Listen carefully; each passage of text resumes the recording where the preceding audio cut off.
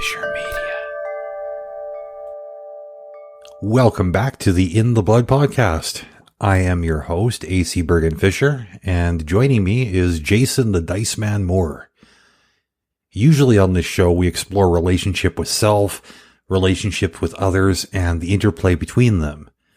This week, we're mixing things up by answering some of the listener questions that have been emailed in. What are those, you ask? We're about to find out, because the show begins now.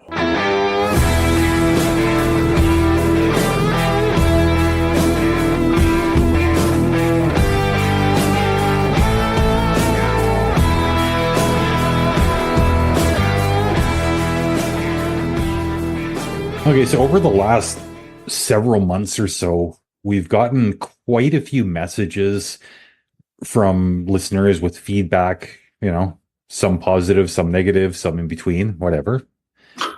It's fine. We've also gotten some questions, and while I don't want to get into the specific phrasing of each individual question, I will say that I've gone through them and I have summarized in my own words the most common questions that we've gotten.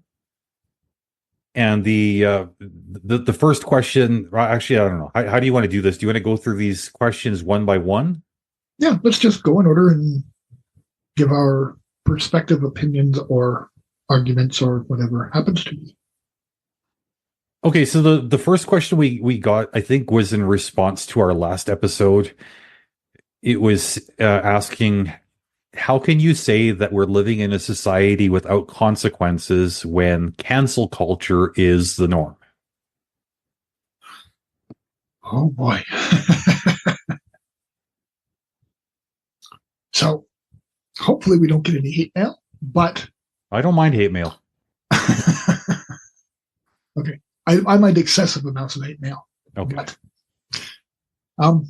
I have an issue with what they call cancel culture. I know there's a dictionary term, but I don't think the way people use it is the same as what it says in the dictionary. Okay. So I think when somebody doesn't like something, they try to rally as much people as they can and put it in its little box and cancel the person or the article or the scientific fact that they don't like. Okay, so do you think that cancel culture, based on your definition, is necessarily a bad thing? Okay, so just for clarification, I agree with the dictionary term. Okay. But I don't agree that's the way society uses it. Okay, and just to clarify, the dictionary term in my own words is basically like if a high-profile person or concept is at odds with current societal values, society basically says this is no longer okay, and we're pulling the plug on public exposure of this person or this concept. Right. But I don't think it's limited to that. I think even if somebody individually doesn't like something, not even if the person's going out of bounds or not culturally accepted, even if it is culturally accepted, but somebody thinks it should be different, that's when they also kick in with, well, we should cancel this person, even if it's not valid. I think it's way overdone. I think the example you used when we were chatting about this, kind of behind the scenes, was the whole thing with taking Aunt Jemima off the syrup bottle. Right. Yeah, people were saying it's a racist thing and blah, blah, blah. But the reason she was put on there was because she was being honored as a African-American woman who did something, who went outside the norm, who built herself a business making, I think it was baked goods, and they wanted to honor her with something that they would put on her baked goods. So they made her the spokesperson. And that turned into, well, no, they only did it because she was black, blah, blah, blah. It's a black thing. It's racist. It was totally bastardized and turned into something that it really even wasn't. Yeah, because I agree with you. The way the whole Aunt Jemima thing was handled, I think, was ridiculous. Because if you take the time to dig into what the actual story was, that you realize that this idea, this label, this brand, whatever, it did get unfairly canceled. I don't personally see that as a problem with quote unquote cancel culture. I see that more of a problem of there's a lack of checks and balances when you're dealing with something where it's basically, I don't like to say mob rules because I feel like there's like a negative connotation to that. Mm-hmm. But anywhere where like true democracy, like popular vote is going to dictate an outcome, that can be problematic because the majority of people that are going to jump on the bandwagon don't really know what they're jumping on. They just hear something that sounds good and they run with it without doing the homework. That can be problematic at times. At other times, I mean, we get some seriously positive things done because people haven't stopped to think about it. I mean, it's a two-edged sword. So I don't know. Whereas I do agree that cancel culture does suggest society-wide, like real-world social consequences. That does challenge our position, saying that a lot of people are living in a consequence-free atmosphere. I do agree with you, Jason, that it does tend to be kind of problematic. Mm-hmm. I can't say whether I agree or disagree with the position that the listener is coming from. I can say that having this whole idea of cancel culture put on the table has given me occasion to pause and think a little bit more about what my actual position is. I don't have a firm outcome on that at this point. Right. If I end up drastically changing my mind, I think that's something I'd be interested in revisiting in the future. But for right now, I'm sort of just sitting here thinking, And so my opinion on that is that I don't necessarily see cancel culture. So let's say everybody, just for the sake of argument, let's just side on the ones that are appropriate. The cancel cultures that have taken foothold and have made a difference, like taking a racist statue out of the center of City Hall, let's say, because he was a bigot, because he was racist, and he was just an absolutely awful person. mm-hmm. That's a natural consequence, but it does not change the things that have happened because of him. That does not change the outlook that some of those people still have. So the reality is, it's not necessarily a consequence for him to be taken. It's a justification. It's something that is justified to have done because he was a terrible person. That's not necessarily consequence because the people that did it aren't paying for it. It's just a statue being taken down. So he's not getting the acknowledgement he used to get. But I don't think that's a consequence. That's a natural action. Okay, so if I'm understanding you correctly, you're saying that's basically more like the dead guy who the statue is of Mm-hmm. isn't suffering anything. That's where the lack of consequence is in your story, right? Well, no, the lack of consequence is the people that still follow his beliefs. They are not being put in jail. They are not being made to change their belief system because they're hurting people, because their influence is bad for society. They're not. His influence is not being challenged with consequence because the people that believe like him or learned from his example are not being, they're not being put in jail. They're not having consequences for walking around spouting hate and physically punching and hurting people. But don't you think it could be interpreted as a consequence that the people that do follow those beliefs and those ideas, they are introduced to consequences in their own way, because that symbolic gesture of removing the statue, that clear message that, hey, the things that this person represented are no longer acceptable in our society. Anybody who's going to mimic or parrot that kind of outlook is going to be treated with scorn, possibly even ridicule. If nothing else, you're going to get a dirty look. Like, we're sending a message saying this way of thinking in modern day is not okay. Like it's not okay to say the N word. Right. It's not okay to, Well, I don't know, whatever it's not okay to do. Like you are going to face consequences based on that symbolic gesture, I think. I'm going to push back just a little bit on that because white people are not allowed to say the N word. African Americans use it in their music and in their speech in the normal vernacular on the regular. Okay, that's actually an example. I think most people are terrified to bring up. If we've got anybody who would identify as, I don't want to say African American because we got listeners outside of the United States, but anybody who's of like African descent, specifically Black African descent, I would really, really be curious to know, like, what is your take on the use of the N word? Are you okay with it? Are you not? Is this limited to you don't want to hear not Black people saying it, or you don't want to hear anybody saying it? Just whatever your feedback is, please.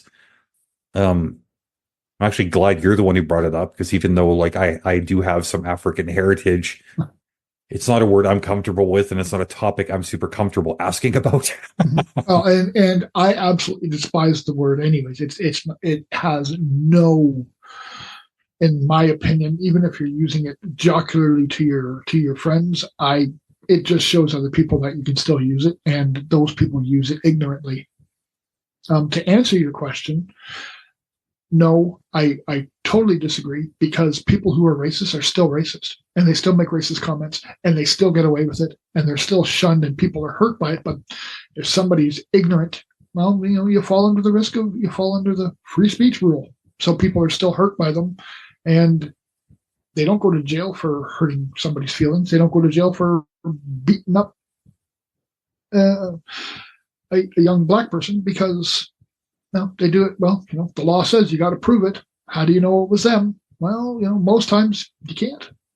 So they get away with it. So they're still taught that there's some still acceptability. There isn't. But from their point of view, they got away with it. So there is.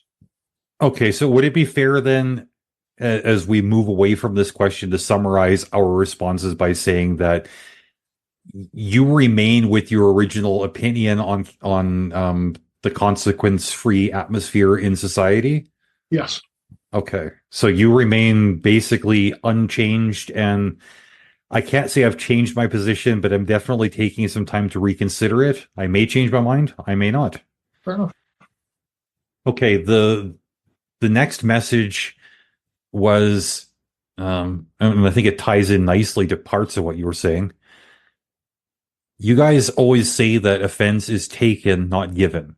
Can you please explain? Not everyone is able to turn their feelings on and off, so most of us are at risk around those who choose to be deliberately offensive. Okay. So I'm going to put my raw first initial feeling on the podium for discussion. Should I get the beep ready? No, I'm not going to cuss. Nobody is saying your feelings have to be turned on or off. Like we always say, how you choose to deal with something is totally up to you. If your feelings are hurt, you can react and be ignorant. You can act and confront it and say, excuse me, please don't talk about it and have an open discussion. Or you can sit in a corner and wallow about it. It's still your choice how you deal with it. You can also laugh and think, oh my God, that person's so ignorant, ha ha ha, and not let it affect your day. And at that point, you have chosen not to accept the offense because that guy's a moron, and you walk forward in your daily life none the worse. So there's 4 different ways you can handle that. Okay. I don't want to dig too far into my view on the whole offense is taken, not given thing, because I did an entire episode on that not too long ago. Yep. Easy to find. The title is Offense is Taken, Not Given. The only piece of that I personally want to comment on is that whole thing about turning your feelings on and off. I will mirror what Jason's saying there. Like at no point have thought that anybody's able to turn their feelings on and off. Perhaps that's something I should have addressed when I talked about offense being taken, not given. Because the reality is people say things that bother me all the time. I think it would be safe to say that I take offense. My emotions, they get involved, and I can sit there just, ooh. Some people, the way they approach me, it makes my freaking blood boil. That being said, that emotional reaction does not necessitate a harsh response from me. There are times where, like, hey, if you haven't like struck a nerve, you say something that you intend to be offensive and you catch me in the right mood, it's going to float right past me. I just don't care. Right? It's very, very easy in a situation like that for me to apply the offenses taken, not given thing. When you say something that cuts right to the core of everything I consider to be decent and holy, and I've got like just an overwhelmingly huge emotional response to that, I have to fight to maintain my composure. Mm-hmm.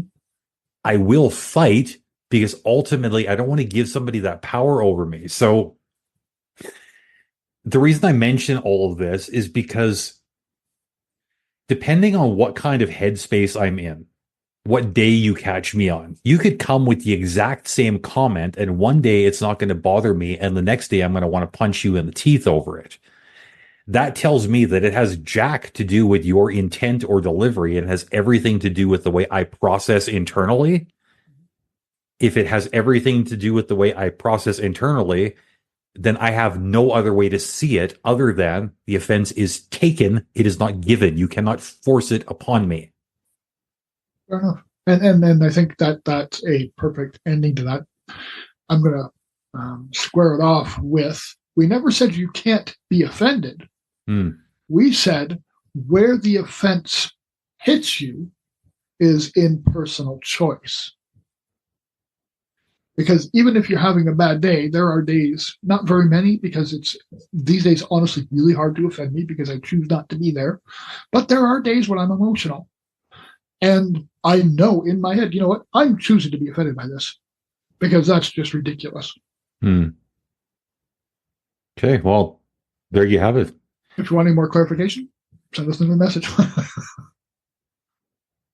Yeah, well, I mean, like to me, it all makes sense. I mean, I don't know. Like, I'm hoping we adequately answered your question. If we didn't, like Jason said, feel free to reach out again and tell us what we need to clarify or where you think maybe we went wrong. Or sorry, go ahead. Where and where would they send those those questions and such? Easiest way would be to email inthebloodpod@gmail.com. Or you can feel free to send a Facebook message. I can't speak for Jason, but you can feel free to send me a DM directly. Yep, I'm the same way. And if you really don't want to do the back and forth via email or messenger, you're welcome. As Jason extended the invitation on several occasions to come on the show and have a discussion with one or both of us. Yeah, absolutely. Okay, next question. Would either of you be willing to explain in simple terms why you do or don't live with regrets? Okay, so with the way my head works, I never live in simple terms. I overcomplicate everything. You want me to take this one first, or do you want to go? You can go. I just want to like mirror what you're opening with. Just like, I'm so afraid of being misunderstood. I don't deal well in the arena of simple answers. I can't even address the request for a simple answer without giving you a complicated response. So a lot of our statements start off with, okay, so what I'm hearing is but realistically it's not that simple, but I will try to simplify it as much as I can. I've been told a lot that there's a lot of things that I should live with regret, things that have happened that I should be taking personally and I should concentrate more on. To go as simple as I can, In order for me to move forward, I have to deal with things in the moment, and I cannot let things from my past adversely affect my future. So to live with regret would mean to say I always feel bad about something. I do not. I did for the longest time, but I have learned to take my regret, look at it, and see what it was. Therefore, it is no longer regret. It is now progression, because it has been a catalyst in putting me where I am today. Therefore, how can I regret? Because I really like who I am. I really like the parent I am.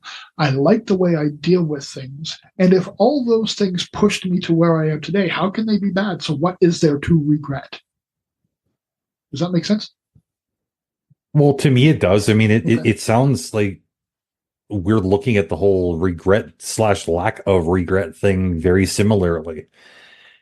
I used to really beat myself up a lot over things I had said in the past or choices that I had made. What I have come to realize is that every one of those things that I used to regret played an important role in defining the man I am right now today. If I were to take any one of those past experiences, past choices, and change it, just one simple thing, I end up not being the guy I am right now.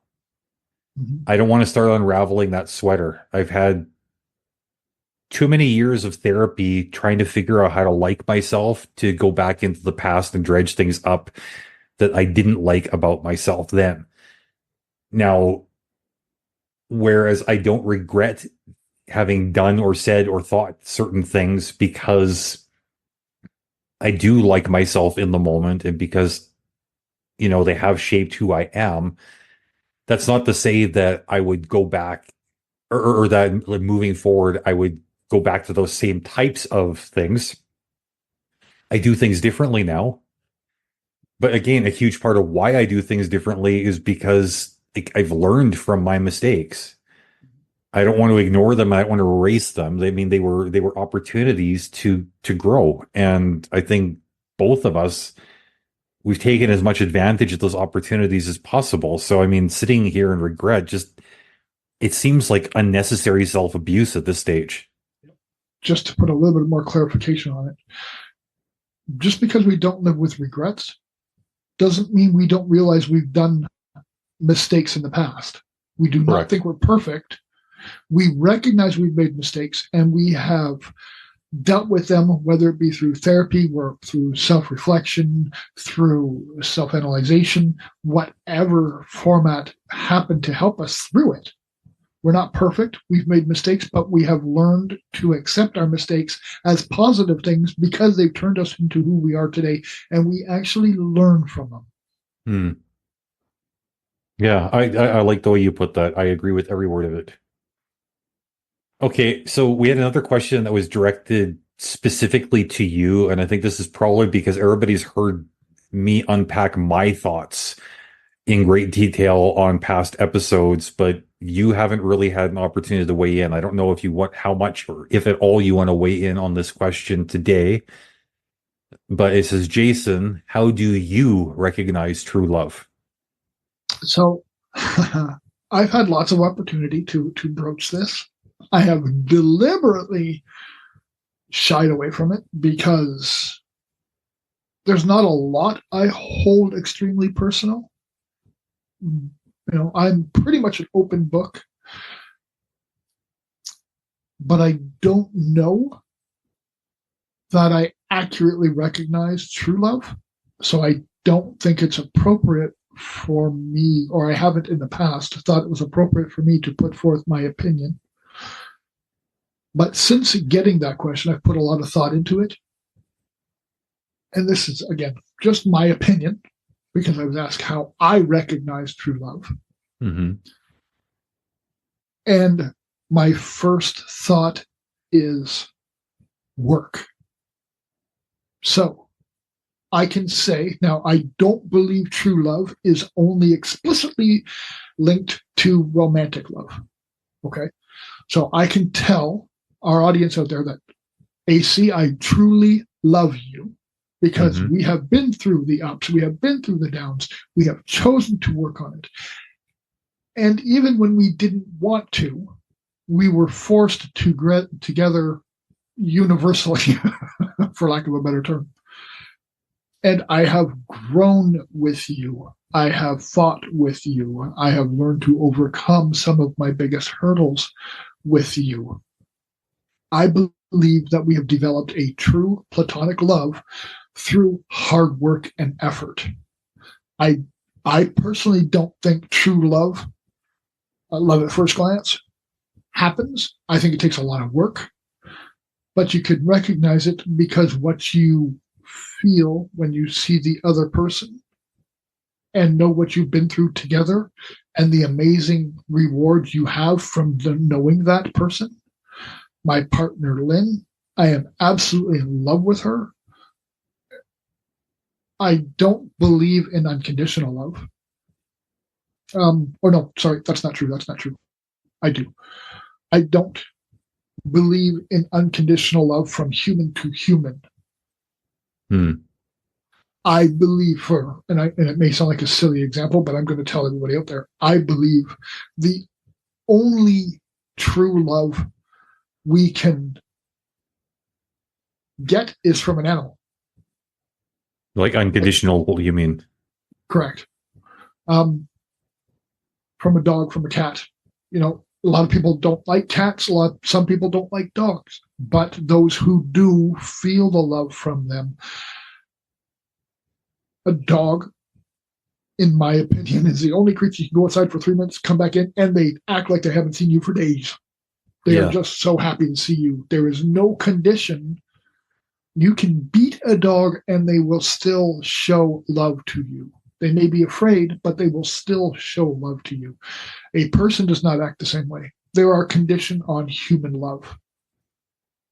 And as much as I hate to say it, I love you, Tony, as much as I can love any other human being. No, actually, you know what? Now that I'm thinking about it, sorry, a personal resolution just came up in my head. Because even if you treated me like a bag of crap, yeah, I may never associate with you again, but that does not mean my love for you has stopped, has gone away.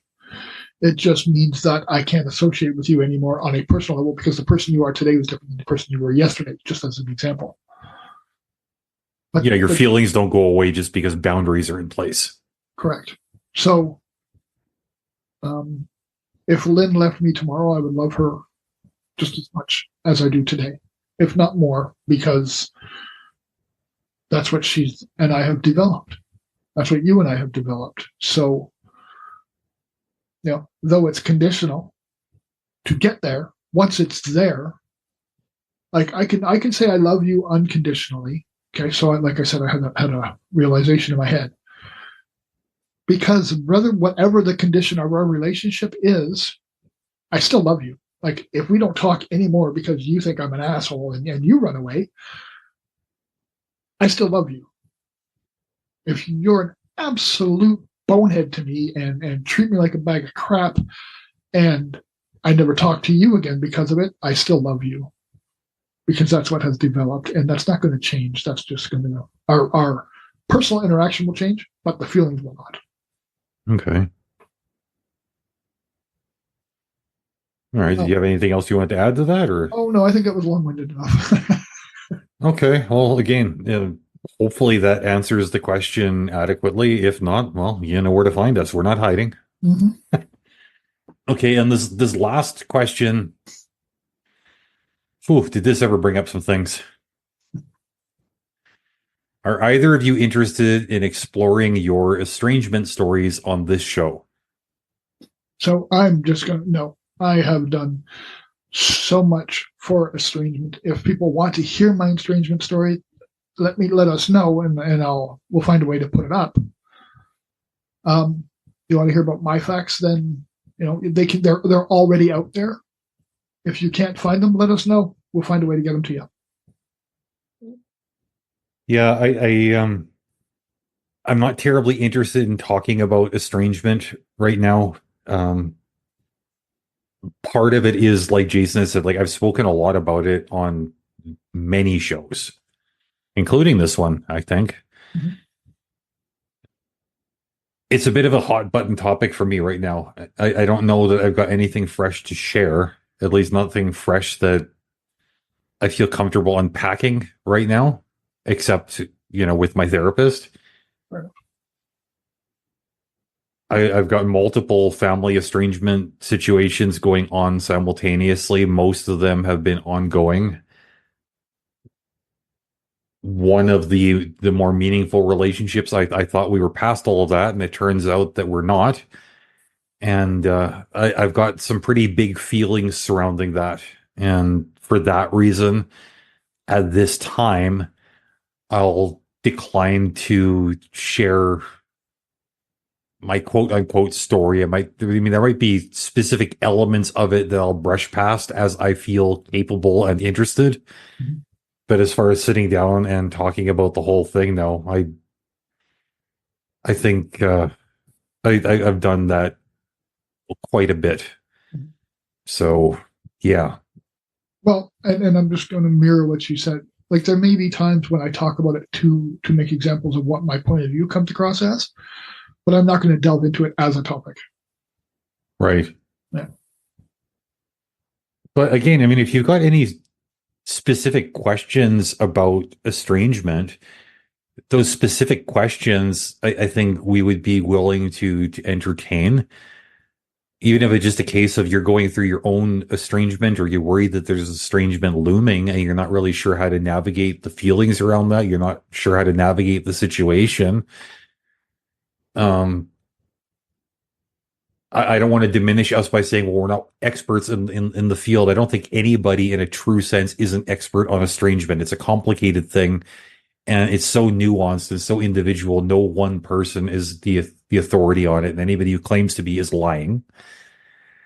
That being said, the emotional landscape, that's something that I think tends to be a little bit more universal. It's a little bit more familiar. And if you're looking to find out whether your reactions are valid, whether the things you're feeling are quote unquote normal, like, are you the only one going through this stuff?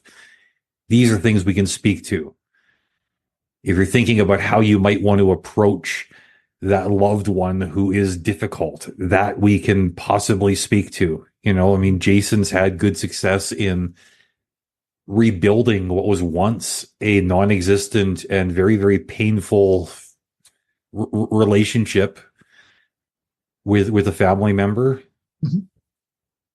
I think there's a lot of stuff that you could speak to there that, if nothing else, would be encouraging maybe to somebody who's hopeless. Mm-hmm. But it's got to be like a clearly defined question. It can't just be like a case of like, hey, could you, broad sense, tell me your story? Because the answer to that is almost certainly going to be a resounding no. Right. And for a little bookmark on the end of this, we are both professional coaches. We do help people. And if you want to set up a session, or even if you want to come on and talk about it and share your experience so other people can learn from you, we're always open to any dynamic in which you need help. We'll definitely be there to do what we can to help. Oh, big time. Yeah. And, if you want to learn a little bit more about estrangement, I mean, like Jason said, I mean, our stories are out there. If you can't find them, we'll help you. I think close to the beginning of this project, we did have a conversation about estrangement with Amber Schultz, right? Yep. She told us a bit about her individual estrangement story. I would personally love to have more people come on and talk about family estrangement, whether it be with like biological family, estrangement from spouse, whatever the case may be. Mm-hmm. And I'm not terribly interested in anybody just wanting to come on and complain, but if you got some insights to share that would be helpful to other people who are struggling, you are more than welcome. We'll roll out the red carpet for you. And we're also very happy that if you go back and listen to episodes like with our good friend Amber, she had a lot of insight and talked about a lot of things that may help people out there. So, don't hesitate to go back and listen to past episodes too. Absolutely. Yeah. Okay, so we've moved past all the questions. You have anything else you want to add just to the tail end here, sir? I'm just thankful that people are interacting with us, sending us these. Don't hesitate. Keep sending them. In a few months, we'll do another one because, if we get enough questions, we'll do another one in a month. Okay, fair enough. And yeah, there were a couple of these things that just everybody knows behind the scenes. Jason and I did talk about it. I think maybe there might be one or two topics where it might end up turning into a full episode, either a conversation between Jason and I, or maybe just Jason taking a stab at doing a solo episode here on In the Blood, which I don't think he's done yet. Hint, No, hint. not yet. What was that? But yeah, if you'd like to hear more from one or both of us on literally anything we've spoken about, either on this show or on any other one, send us an email in thebloodpod@gmail.com. But for the next week, just I don't know, don't just think about the questions that we've talked about today. Think about questions you got of yourself. Think about questions you got of the people in your life. If you want to get to know people, you want to get to know yourself. I mean, ask these difficult questions of self. Find out as much as you can about the people you love, instead of just assuming that somebody is some kind of way for no reason. Ask them questions. When you'll learn what their story is, you'll find out that most of the time people aren't just being a certain way or approaching you a certain way just because. There's something driving that. There's a story there.